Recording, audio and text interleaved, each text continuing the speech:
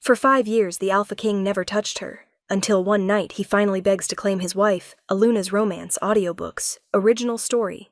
Opening hello, my lovely listeners. This is Luna, and welcome back to Luna's Romance audiobooks, where patience and longing sometimes create the most powerful love. Today's story is going to make your heart ache in the most delicious way. It's about a marriage of convenience that became 5 years of silence. It's about duty versus desire, distance versus desperate need. And it's about the night when walls finally crumble and hearts are laid bare. This is For 5 years, the Alpha King never touched her, until one night he finally begs to claim his wife. So settle in, maybe grab something cold because this one gets heated, and let me tell you about a king who built walls around his heart, and the queen who finally broke through them. Let's begin. Prologue.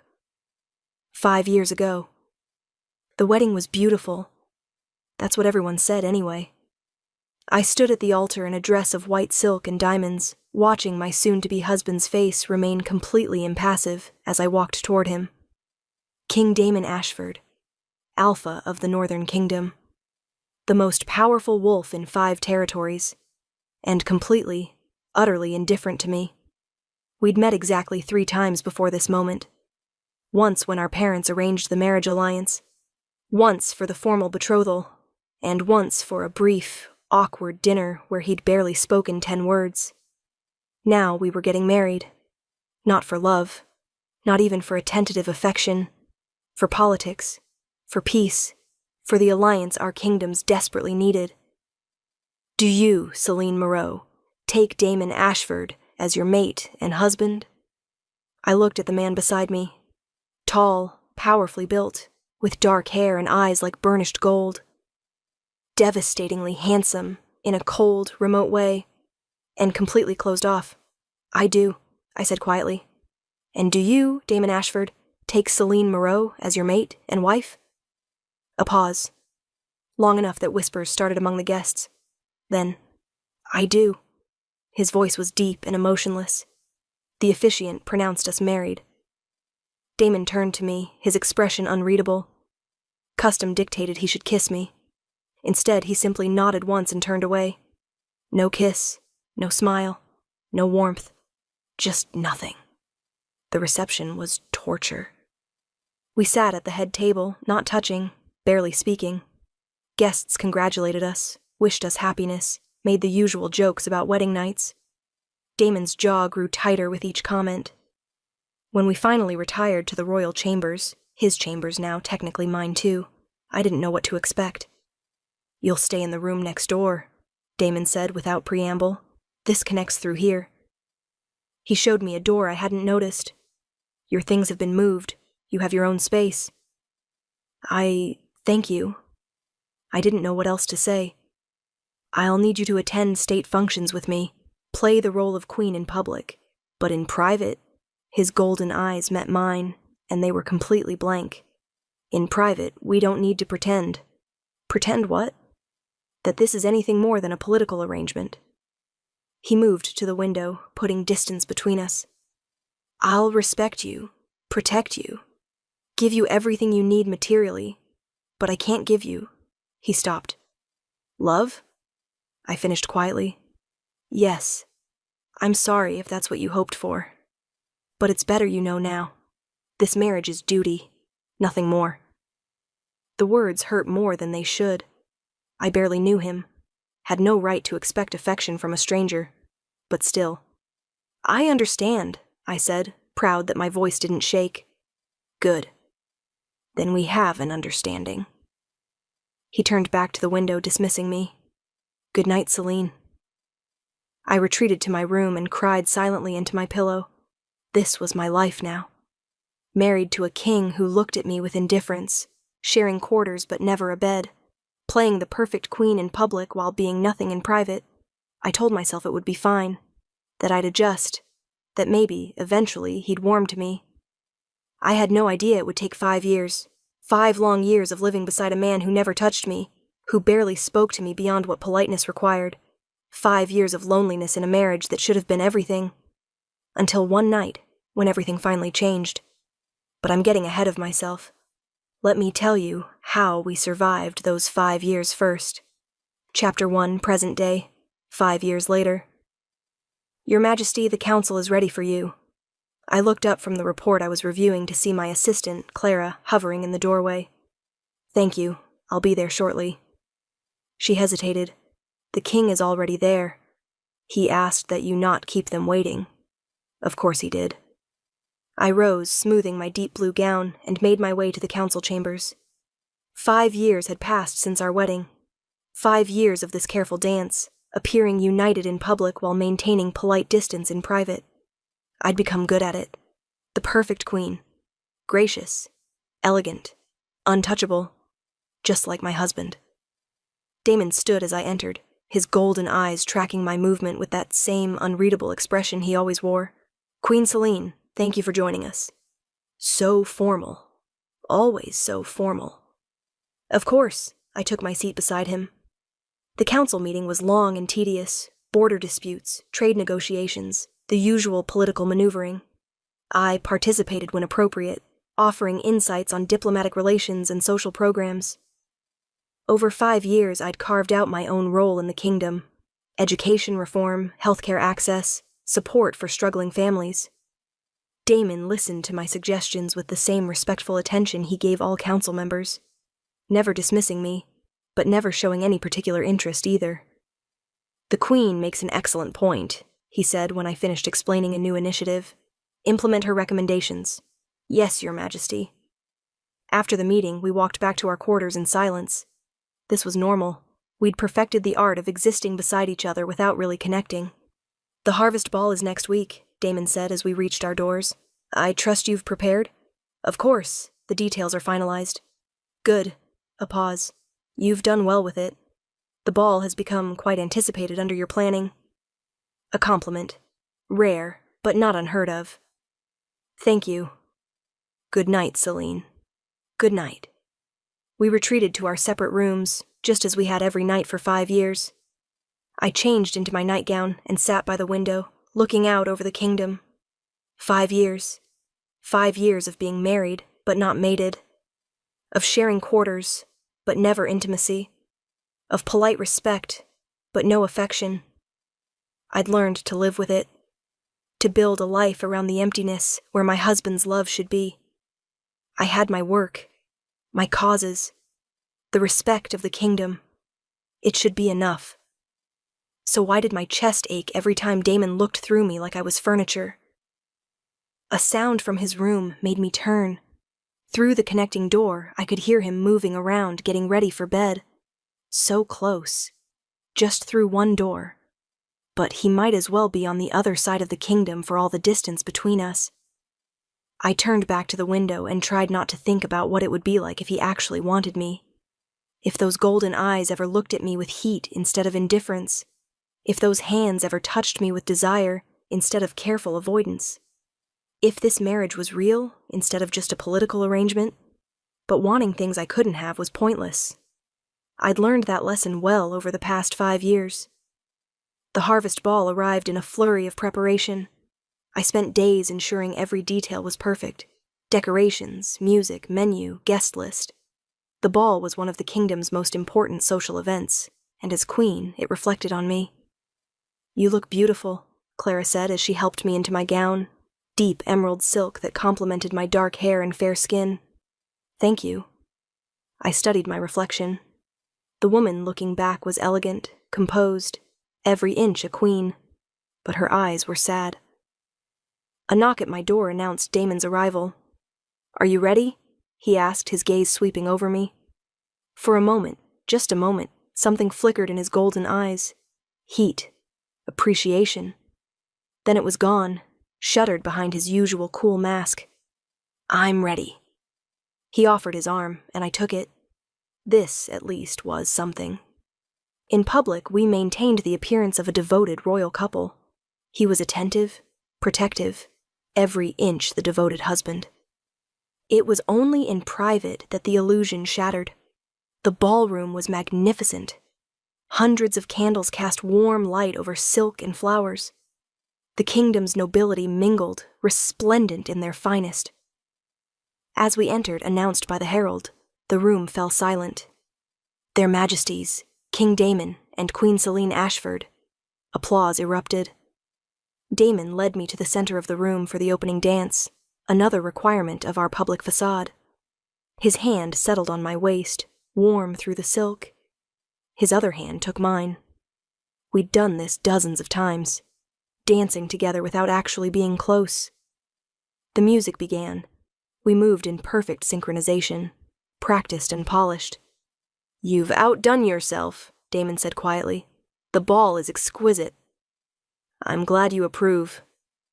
"I always approve of your work. You're an excellent queen." Professional praise, nothing personal. "Thank you." His hand tightened fractionally on my waist. "Selene." "Yes?" "Nothing. Never mind." The moment passed. We finished the dance in silence. Throughout the evening, I played my role perfectly. Gracious hostess, devoted wife, perfect queen. And Damon played his, attentive husband, powerful king, the picture of martial contentment. No one would guess that we were strangers sharing a throne. But late in the evening, I noticed something different. Damon's eyes kept finding me across the room, tracking my movements with an intensity I'd never seen before. When a visiting duke asked me to dance, Damon's jaw clenched. When the duke's hand settled too low on my back, Damon was there instantly. "Forgive me, Duke Castellan, but I must steal my wife for this dance." His voice was cordial, but there was steel underneath. The duke bowed and retreated. Damon pulled me into his arms, holding me closer than necessary. "Is everything all right?" I asked. "Fine." But his grip on my waist was almost possessive. "He was holding you inappropriately." "It was just a dance. You're my wife. No one touches you like that."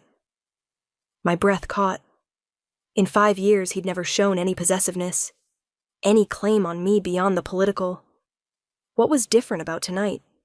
"Damon, not here." His eyes met mine, and this time the heat didn't disappear. "Later. We'll talk later." My heart raced for the rest of the ball. Chapter 2. After the ball finally ended and the last guests departed, I returned to my chambers, my mind spinning. What had changed? Why had Damon looked at me like that? Like he actually saw me for the first time in 5 years? I changed into my nightgown, trying to calm my racing heart. A knock at the connecting door made me jump. "Selene? May I come in?" Damon. At my door. Late at night. In 5 years, he'd never come to my room after we'd said goodnight. "Yes," I called, my voice steadier than I felt. He entered, still in his formal wear, though he'd removed his jacket and loosened his collar, and he looked different, agitated. The cool mask cracked. "We need to talk," he said. "All right." He paced to the window, then back, running a hand through his dark hair in a gesture I'd never seen from him. Damon was always controlled, always composed. This man looked like he was barely holding himself together. "I owe you an apology," he finally said. "For what?" "For tonight. For my behavior with Duke Castellan. I had no right to be jealous." "Jealous." The word escaped before I could stop it. "Yes." He laughed bitterly. "Ridiculous, isn't it? I've spent 5 years keeping you at arm's length, and suddenly I'm acting like a possessive fool because another man held you during a dance." My heart hammered. "Why did you keep me at arm's length?" "Because I'm a coward." He turned to face me, and for the first time, I saw emotion in those golden eyes.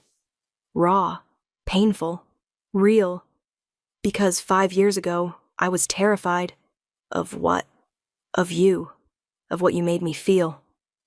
He moved closer. "Selene, when we met for that first betrothal dinner, do you remember?" "Barely. You barely spoke to me." "Because I couldn't. Because the moment I saw you, I felt the mate bond snap into place. And it terrified me." I stared at him. "What?" "You're my fated mate. I knew it the instant I saw you.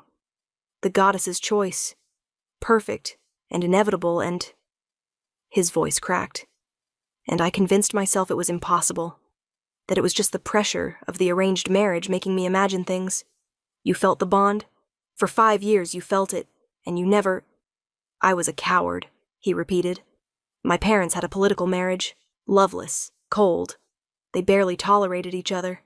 I watched them destroy each other with their distance and indifference, and I swore I'd never— He stopped. I thought if I didn't let myself love you, we couldn't end up like them. So you chose to make us like them anyway. The words came out harsher than I intended. You chose the cold distance you were trying to avoid. I know, I'm an idiot. He took another step closer, but tonight, watching you shine at that ball, seeing another man's hands on you, I couldn't do it anymore. Couldn't keep pretending you don't affect me. How do I affect you? You consume me. His voice was raw. Every day for 5 years I've wanted to cross that distance between us, to hold you, kiss you, claim you as mine. But I was too afraid, too convinced I'd ruin everything if I let myself feel. Tears burned behind my eyes. Do you have any idea what these 5 years have been like for me? Being married to you but never having you? Wondering what I'd done wrong? Why you could barely stand to look at me? I looked at you every day. I couldn't stop looking at you, but I couldn't let you see that I was looking because then you'd know. He ran his hand through his hair again. God, I've handled this so badly. Yes, you have. Anger and hurt and hope all tangled together. 5 years, Damon. 5 years I've been alone in this marriage.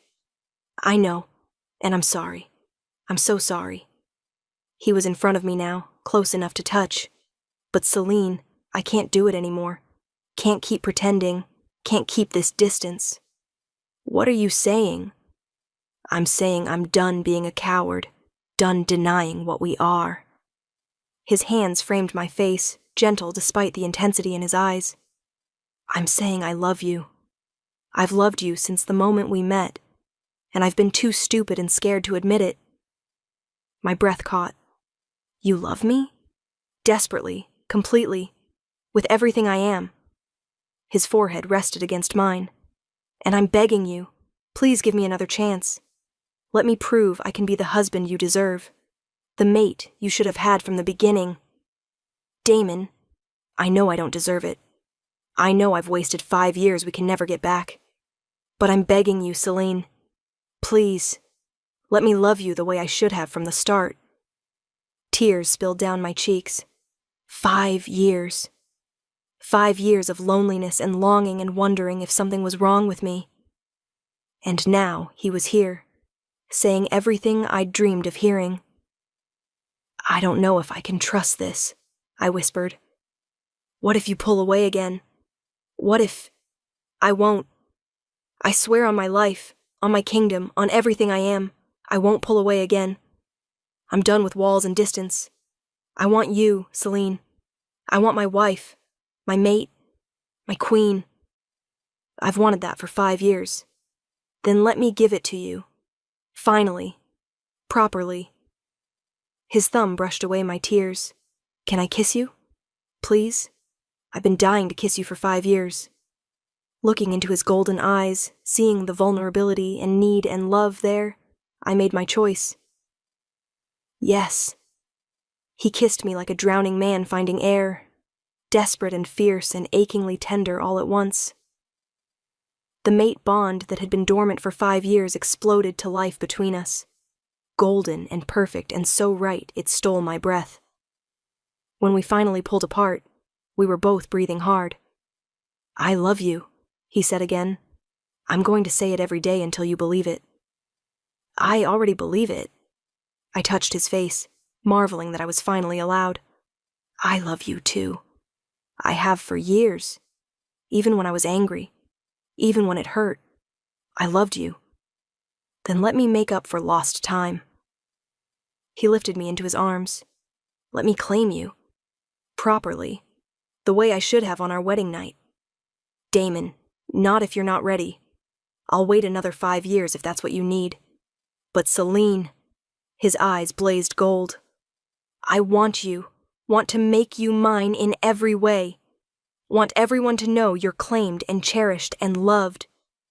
I should make him wait, should make him work for it after 5 years of distance. But I'd waited long enough. Then claim me, I whispered. Make me yours. Finally. His growl was pure possession. What followed was fierce and tender and perfect. 5 years of longing finally released, the mate bond completing with such intensity I saw stars. And when he finally marked me, his teeth sinking into my neck where everyone would see, I felt whole for the first time since our wedding. Mine, he growled against my skin. Yours, I gasped. Always yours. Afterward, we lay tangled together, the bond warm and perfect between us. I'm sorry, he murmured against my hair, for wasting 5 years, for being a coward, for everything. I'm sorry, too, for not pushing harder, for accepting the distance. Don't apologize. This was my fault, my fear.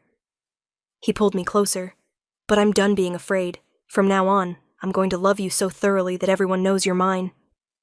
Possessive much? You have no idea. His eyes gleamed. 5 years of denying myself. I'm making up for lost time. Good.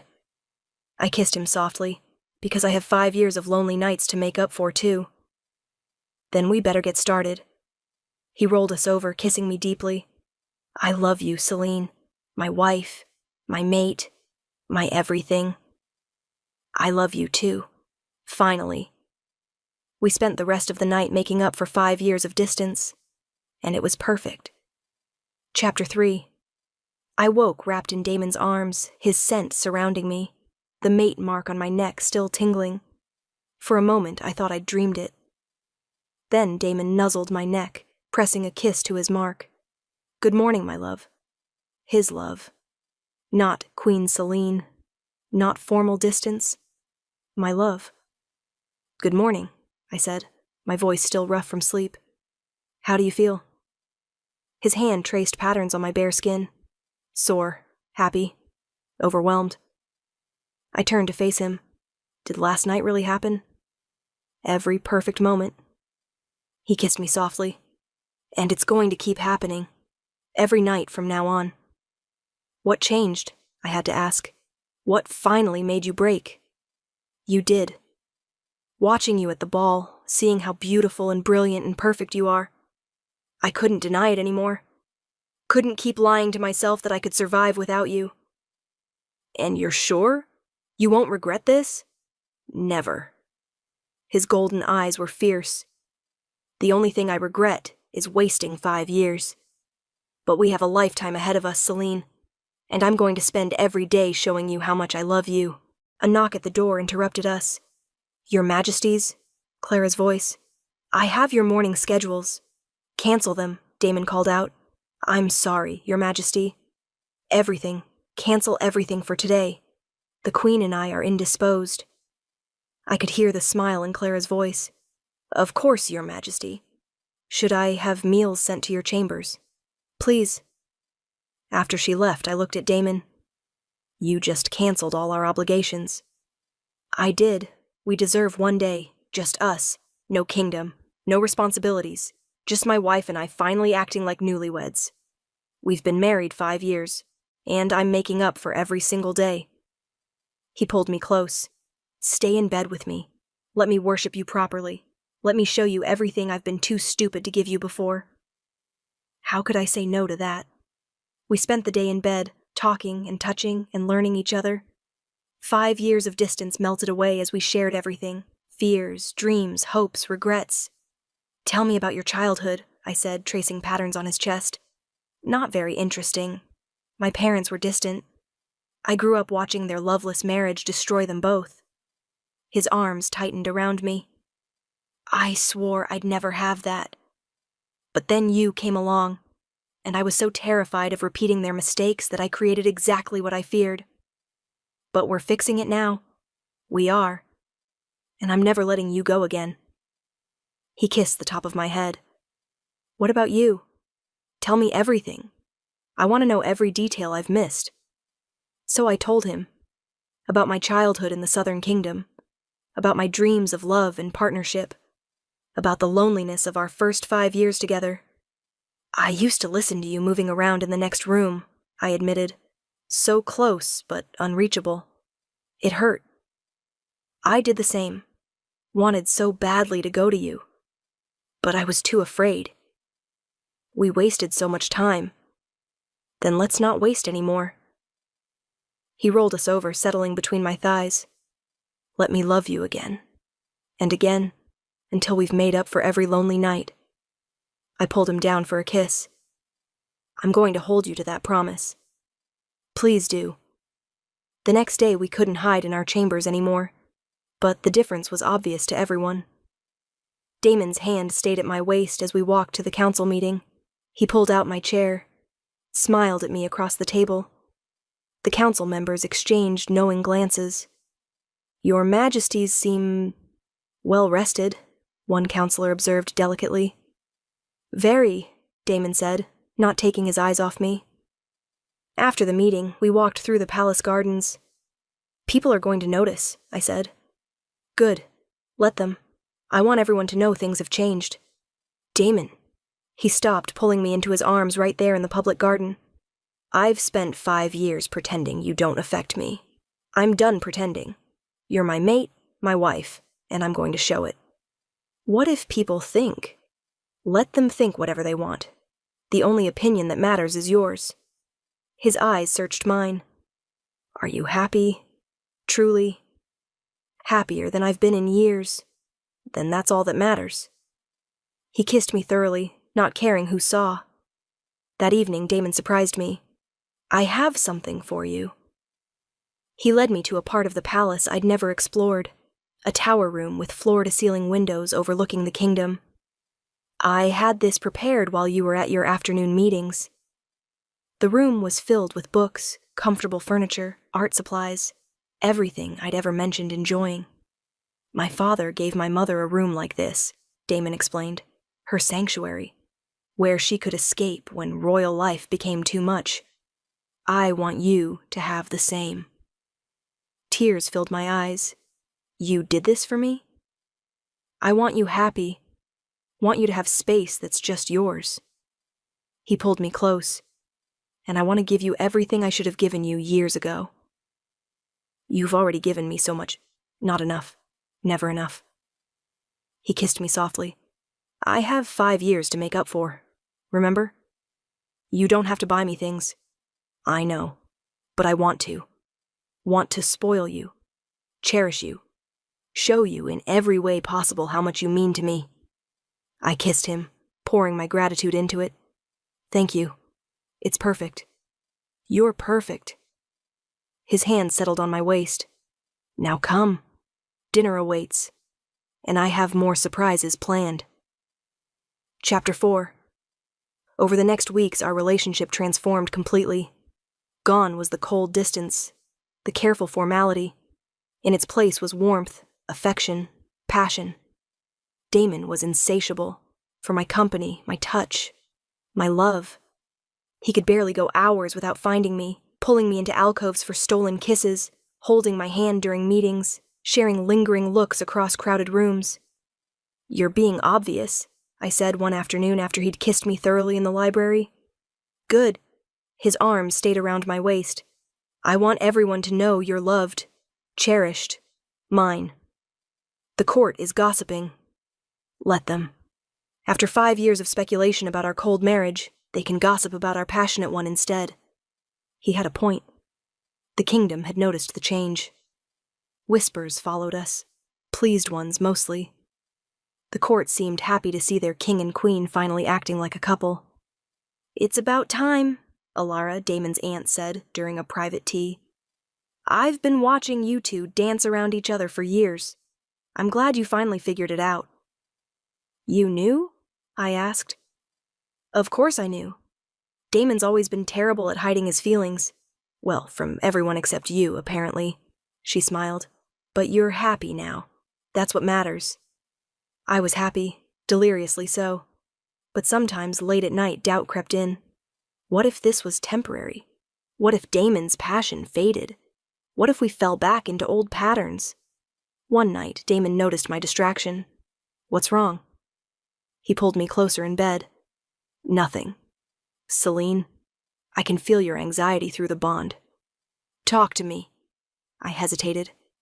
"I'm just scared sometimes. That this won't last. That you'll pull away again." His arms tightened. "I won't. I swear it. How can you be sure?" "Because I know what life without you feels like now, and I'm never going back to that. Ever." He tilted my face up. "Do you trust me?" "I want to." "Then let me prove it. Every day, for the rest of our lives." He kissed me softly. "I love you, Celine. That's not going to change." "I love you too." "Then trust in that. Trust in us." I tried to let go of the fear and embrace what we were building. But 5 years of distance had left scars that didn't heal overnight. 3 months after that first night, I discovered I was pregnant.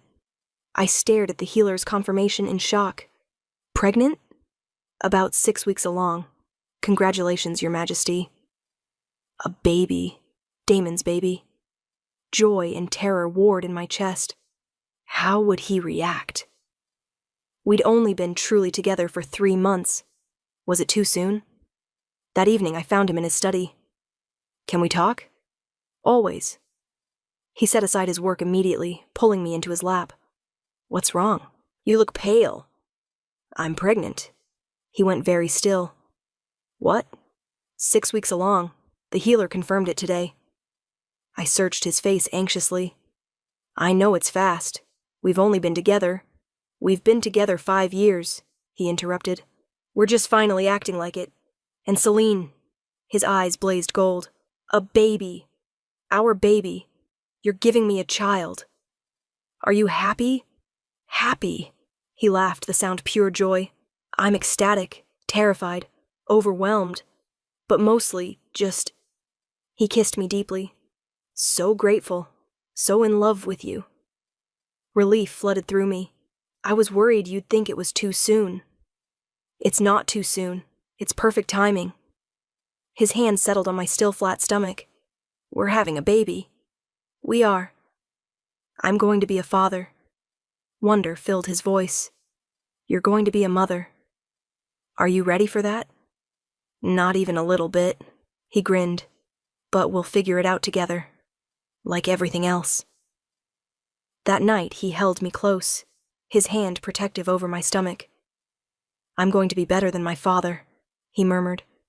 "Our child will grow up knowing they're loved, wanted, cherished. They will, because they have you as their father, and you as their mother. They're the luckiest child in the kingdom." I fell asleep, feeling safe and loved and hopeful. Chapter 5. The pregnancy announcement was met with kingdom-wide celebration. After 5 years of waiting, the kingdom finally had an heir on the way. "About time," the council said, beaming. Damon's protectiveness reached new heights. "You should rest more," he said constantly. "I'm pregnant, not fragile." "You're carrying my child. You're the most precious thing in the kingdom." He insisted I cut back my schedule. Hired additional staff to handle my duties. Hovered constantly. "Damon, I love you, but you're driving me crazy," I finally said. "I'm just trying to take care of you." "I know, but I need space to breathe." I took his hand. "I'm fine. The baby's fine. You don't need to wrap me in cotton." "I know. He ran his hand through his hair. "I'm terrified something will go wrong. That I'll lose you." "You won't lose me." "You don't know that. Childbirth can be dangerous." "Hey," I framed his face. "Look at me. I'm strong, healthy, and I have the best healers in the kingdom. We're going to be fine. Promise me." "I promise to do everything I can to stay safe. The rest is in the goddess's hands." He pulled me close, holding me like I might disappear. "I can't lose you, Celine. Not now. Not when I've finally got you." "You're not going to lose me. I'm not going anywhere." Over the following months, I watched him slowly relax. He still hovered, but less frantically, and he was so excited about the baby. "Have you thought about names?" he asked one evening, his hand on my growing belly. "A few. What about you?" "If it's a girl, Aurora, after my grandmother. She was the only family member who showed me real love." "Aurora is beautiful. And if it's a boy?" "I was thinking Alexander. Strong. Regal." He looked at me. "What do you think?" "I think they're perfect." At 7 months, we learned we were having twins. "Twins?" Damon stared at the healer in shock. "2 heartbeats. 2 babies. Congratulations, Your Majesties." I laughed at his expression. "Surprise." 2. We're having 2 babies. Apparently twins run in my family. My mother was a twin. Why didn't you mention this before? I didn't know it mattered. I was still laughing. That night, he lay with his hands on my belly, talking to our children. "Hello, both of you. I'm your papa, and I'm already so in love with you. Your mama is the strongest, bravest person I know. You're so lucky to have her." "Stop. You'll make me cry. Again." I wiped at my eyes. Hormones are making me emotional. "I love your emotions. I love everything about you." He kissed my belly gently. 2 babies. A boy and a girl, maybe. Or 2 boys? 2 girls? We'll find out soon enough. I can't wait to meet them. His eyes met mine. Thank you for giving me this, for forgiving me, for loving me despite my stupidity. Thank you for finally letting me in. Never shutting you out again. I promise. I went into labor 3 weeks early. We were in the gardens when the first contraction hit. "Damon," I grabbed his arm. He went pale. "Is it time?" "I think so." He swept me into his arms despite my protests, practically running to the medical wing. "Your Majesty, you can put me down." "Absolutely not. You're in labor. I'm carrying you." The labor was long, intense, 20 hours of pain that made me seriously question my life choices. But Damon was there the entire time, holding my hand, coaching me through breathing, refusing to leave even when the healers suggested it. "I'm not leaving her," he said firmly. "I'm staying right here." Finally, the head healer said it was time to push. 30 minutes later, our first baby was born. "It's a boy," the healer announced, placing the crying bundle on my chest. I looked down at my son, dark hair like his father, golden eyes, absolutely perfect. "He's beautiful," I sobbed. "Just like his mother," Damon said, tears streaming down his face. 10 minutes later, our daughter arrived. "And a girl. Congratulations, Your Majesties. You have twins."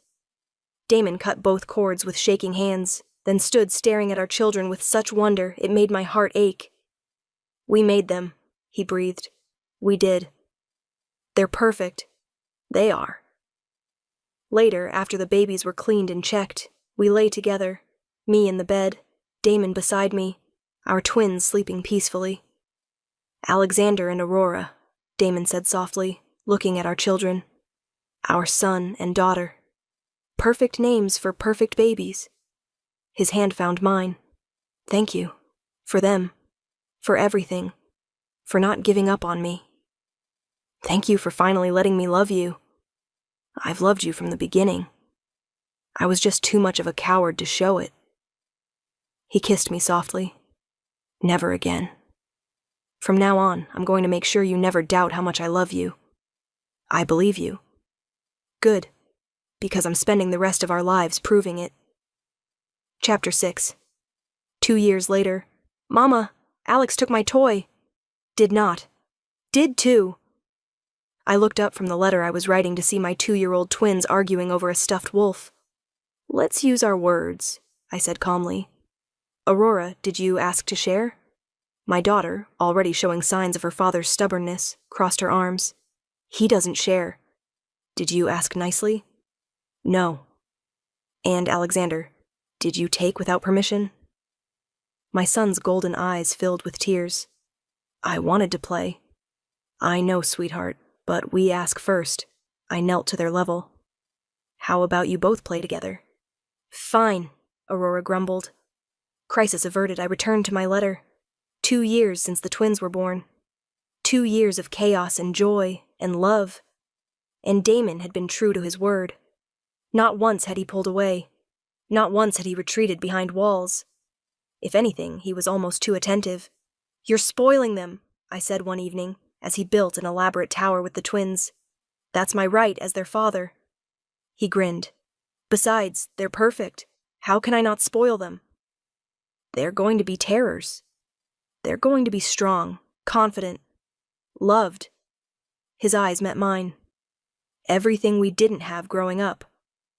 He had a point. Our children would never doubt they were wanted, would never wonder if their parents loved them. That night, after the twins were in bed, Damon found me in my sanctuary, the tower room he'd given me.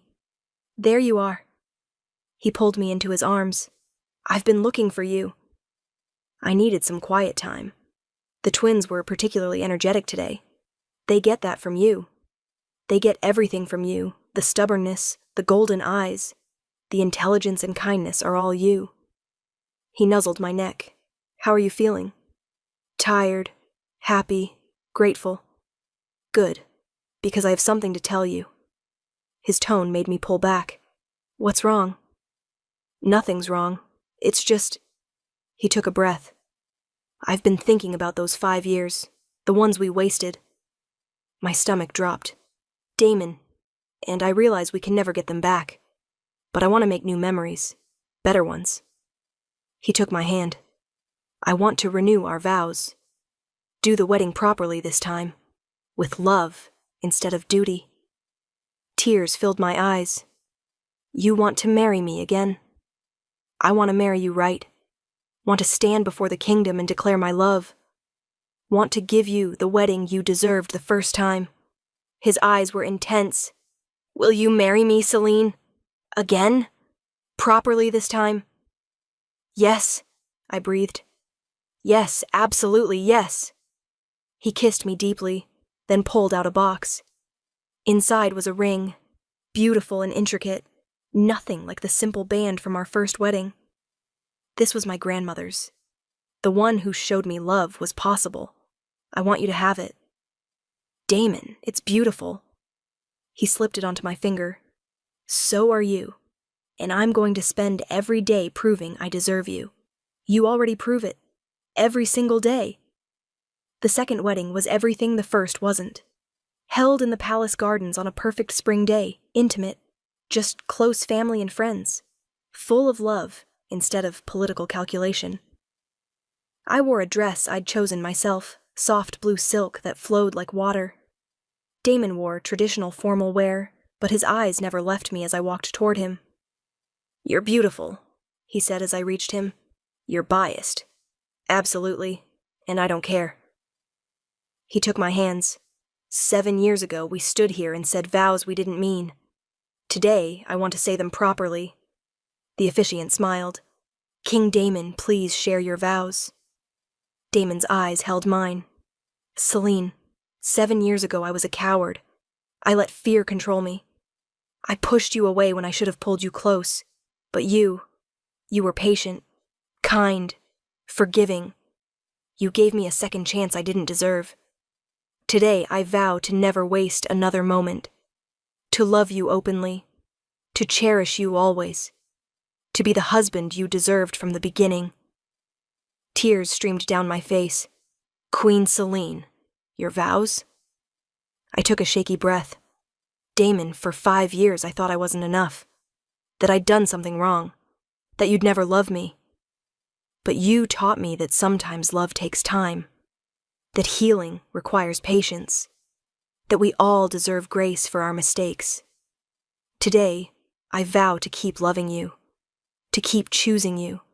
To keep building this beautiful life we've created together. Then by the power vested in me, I pronounce you husband and wife. Again.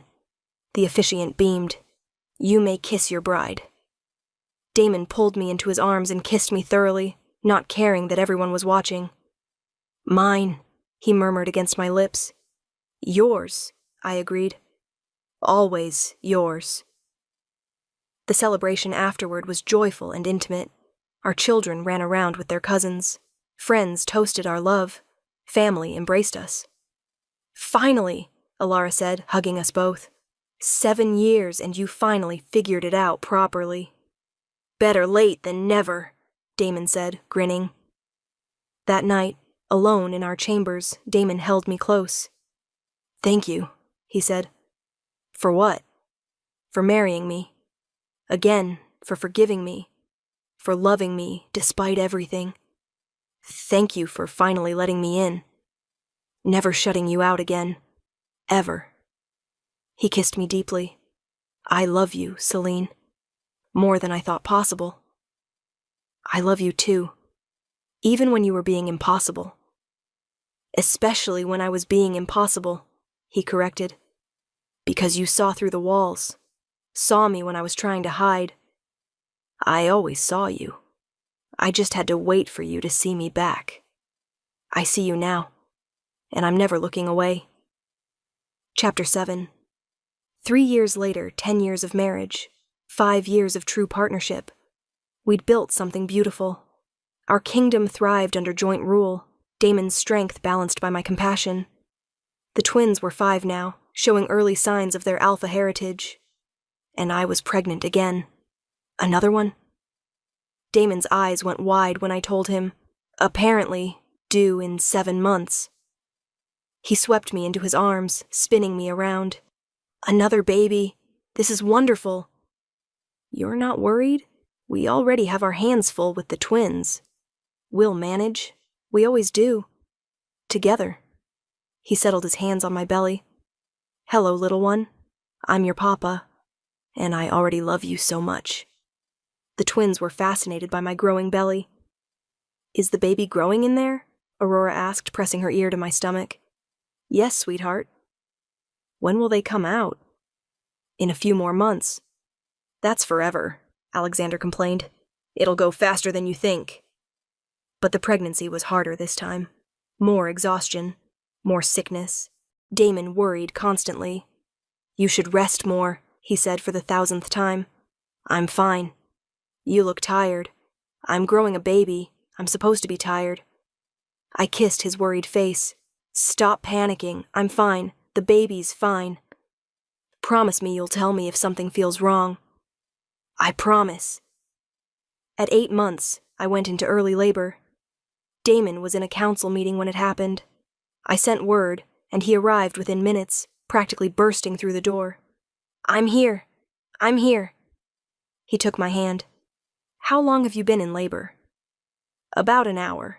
It's progressing fast. Too fast. Is that normal? Third babies often come faster, the healer assured him. Everything is fine, Your Majesty. But Damon stayed anxious throughout, holding my hand, coaching me through contractions. 4 hours later, our son was born.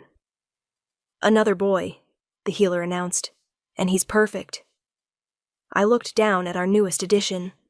Lighter hair than the twins, but the same golden eyes. Hello, little one, I whispered. Damon was crying openly. 3 children. We have 3 perfect children. We do. Later, with our son sleeping peacefully, Damon held my hand. What should we name him? I was thinking, Orion, after the constellation. Orion Ashford. He tested the name. It's perfect. Just like him. Just like all our children. Just like their father. Their mother is the perfect one. He kissed me softly. Thank you. For this. For them. For everything. Thank you for being the husband and father I always dreamed of. I'm just sorry it took me so long to figure it out. We got there eventually. That's what matters. Chapter 8. 5 years later, 15 years of marriage, 10 years of true love. I stood in the palace gardens watching Damon play with our children, Aurora and Alexander, now 10, and Orion, 5. They were laughing, running around begging their father to shift so they could ride him. Please, Papa, please. Orion tugged on his hand. All right, Damon shifted into his massive wolf form, letting all 3 children clamber onto his back. He was so different from the cold, distant king I'd married 15 years ago. Now he was warm, open, loving. Everything I'd dreamed of and more. What are you thinking about? Alara appeared at my elbow. How far we've come. 15 years ago I married a stranger. Now I have everything I ever wanted. It's been beautiful to watch, the transformation in both of you. She smiled. Damon was so closed off before you. You brought him back to life. He did the same for me. That evening, after the children were in bed, Damon found me in my sanctuary. There you are. He pulled me into his arms. What's my beautiful wife doing? Thinking about us, about how lucky I am. I'm the lucky one. You put up with 5 years of my stupidity. And you've spent the last 10 making up for it. I'm still making up for it, every single day. He nuzzled my neck. And I'll keep making up for it for the rest of our lives. I think you've more than made amends. Never. There's no amount of love that could make up for those wasted years. His hands framed my face, but I'm going to try anyway. He kissed me deeply, and I melted into him. After all these years, he still made my heart race. I love you, I whispered against his lips. I love you too. More every day. He pulled back to look at me. Want to hear something? Always. I was going through old documents today, found our original marriage contract, the one our parents signed. And it was so cold, clinical, all about alliances and trade agreements. Nothing about love or partnership. His eyes were soft. Nothing like what we actually built. We built something better than they could have imagined. We did, and I'm so grateful. He pulled me closer. For you, for our children, for this life, for everything. Me too. We stood there in comfortable silence, wrapped in each other. 15 years, 5 years of distance, 10 years of love, and a lifetime ahead of us. Thank you, Damon said softly. For what? For not giving up on me. For waiting. For loving me even when I didn't deserve it. You always deserved it. You just needed time to see it. I see it now, and I'm never taking it for granted again. He kissed me again, and I felt the bond between us, stronger than ever, golden and perfect and unbreakable. We'd wasted 5 years, but we'd built something beautiful from the ashes of that distance. And I wouldn't change a single moment of our journey, because it led us here, together, finally, forever. Epilogue 20 years later. The anniversary ball celebrating 35 years of marriage was spectacular. Our children had grown. Aurora and Alexander were 25, both serving in the kingdom's leadership. Orion was 20, studying diplomacy. And we'd added 2 more to the family over the years, twin daughters born 5 years ago. Mama, the twins are fighting again, Aurora called. Why am I not surprised? I said to Damon. Because they take after their mother? He grinned. They take after their father. Stubborn as mountains, both of them. We separated the 10-year-old twins, Luna and Stella, who were arguing over a ribbon. Use your words, I said for the 1000th time in my life as a mother. Damon pulled me close as we watched our children, all 5 of them, interact. Can you believe it's been 35 years? He asked. Feels like longer. Feels like yesterday. I leaned into him. I can barely remember that cold distance anymore. I remember it. I remember every day I wasted. His arms tightened. But I also remember every day since. And those have been the best days of my life. Mine too. The ball that evening was magnificent. Friends, family, kingdom members, all celebrating our marriage. Look at them, Alara said, gesturing to Damon and me. Still so in love, after all these years. Finally figured it out, I said. Better late than never. She smiled. You've built something beautiful. Both of you. As Damon and I danced the opening dance, I looked into his golden eyes and saw everything we'd overcome. 5 years of distance, 10 years of healing, 20 years of deep, abiding love. "What are you thinking?" he asked. "That I'd do it all again. Every difficult moment. Every lonely night. Because it led me to this. To you. To us. I love you, Celine. More than words can express. I love you too. Always have. Always will." He kissed me in front of the entire court, not caring who saw. After all these years, he still loved me desperately, and I loved him just as fiercely. For 5 years, the Alpha King never touched me. But when he finally did, when he finally let down his walls and claimed his wife, he never let go again. And that made every moment of waiting worth it. Closing, and there we have it, my lovely listeners. Celine and Damon's journey from cold distance to desperate, passionate love. Sometimes love takes time. Sometimes the mate bond doesn't click immediately. Sometimes we have to wait, be patient, hold on to hope, even when it seems impossible. Celine spent 5 years married to a man who wouldn't touch her. 5 years wondering what was wrong with her. 5 years of loneliness in a marriage that should have been everything. But she didn't give up. And when Damon finally broke, when he finally admitted his fear and opened his heart, she gave him a second chance. Because love is worth fighting for, worth waiting for, worth forgiving for.